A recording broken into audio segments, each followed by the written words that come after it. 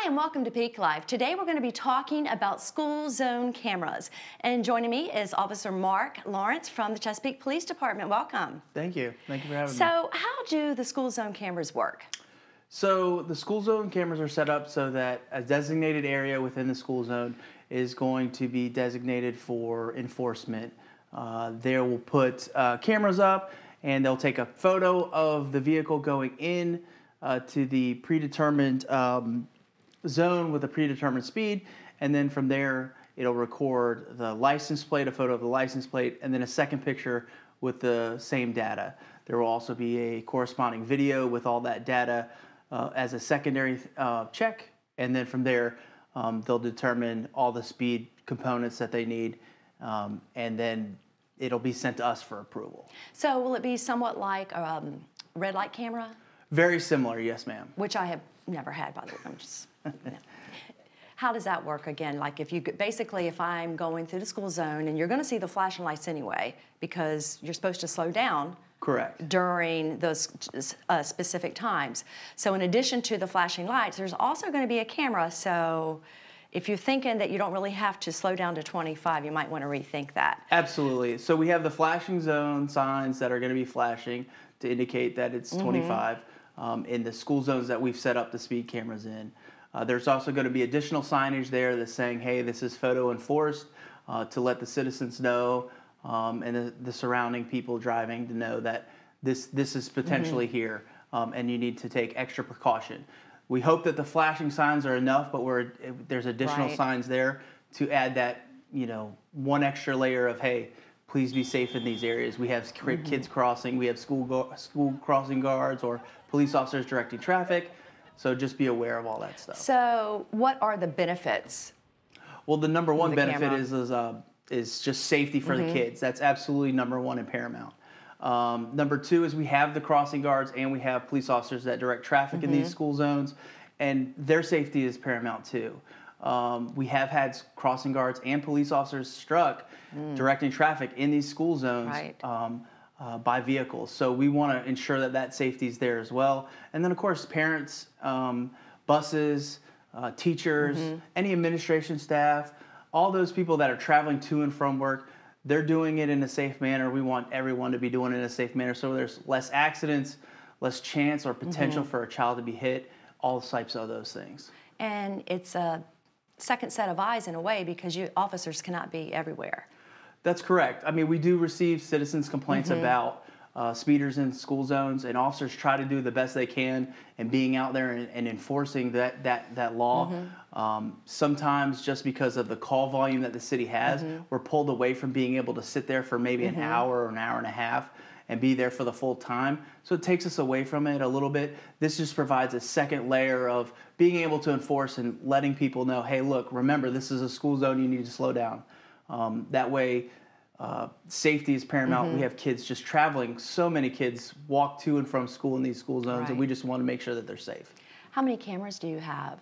We are going to have 10 cameras up in the next couple of months, and we're going to have 2 portable cameras. Where will they be installed? They're going to be installed in 10 schools with flashing school signs, and then from there, we'll evaluate as the year goes on to determine if they need to be moved or if we need to add additional cameras. Can you give me like an approximate number of potential or violators currently, that people who are currently just speeding through the school zone? Absolutely. That was one of the factors that we determined in the schools that we picked where the cameras were going to be at. We collected a lot of data and said, what are the speed violations at? In one school example, we were given the data, we looked at it, and it said that potentially there's 2,000 speeders during the flashing school zone times in one school area. So potentially that's a lot of violations that are happening there. We hope that it's not that much, but just collecting the data alone ensures that we're making the right decision and going forward with this program and putting safety first because of that amount of potential violators. Definitely. And what is the fine? The fine is $100. So if you are unfortunately ticketed or cited or had a citation for that, it is $100 for the speed cameras. And the revenue from the fines can be put back into the department or into the city? Yes. At this time, the police department's going to hold on to the revenue, and then they're going to funnel it into different programs that we have, like our body wearable cameras, the Axon program, to expand that. We're going to do more highway safety. We're going to invest in school zone signs to ensure that we are, letting another layer of citizens know, or another layer letting them know that these signs are here and safety is paramount. And then the other thing is community policing. All these things ensure that the services that the police department provide to the city and to the citizens is what's needed, and that's just more money that goes in there, so we can provide better services to everybody. Right. So this is coming pretty soon. It is coming pretty soon. It will be up and running before the end of this school year. With that being said, we will give a warning period. Okay. So once the cameras, you'll see some construction in the school zones for a little bit of time, but once they're up and running, there will be a 30-day warning period. And that's another layer that we're giving people to let them know, hey, look, we've installed these cameras. It's for safety. You could have received a citation and a fine. You're not. It's just a warning letter. But these things are what we're doing to ensure that we notify and let everyone know, hey, it's not just something we put up in the middle of the night. It's something to say, hey, look, these are out there. Just be aware of it. So we're going to give people a little bit of an opportunity to get used to it, but at the same time, if you're going the speed limit, it shouldn't be an issue anyway, right? Right, exactly. If we're paying attention to the flashing school zones, we're good. I can say this, in everyday life, we all get distracted. We have a million things on our minds. We have phones, kids in the car. We're trying to make sure that we get to work on time, trying to get our kids to school on time. And all these things are somewhat distractions when we're driving, and we take it for granted, school zones.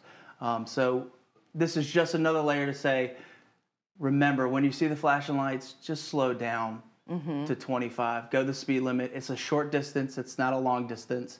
It's, a short distance that you go, and then you can go right back up to the speed limit. Absolutely. Well, safety always. So That's right. I appreciate it, Officer Lawrence. Thank you so much. Well, that does it for this edition of Peak Life. Be sure to join us next time.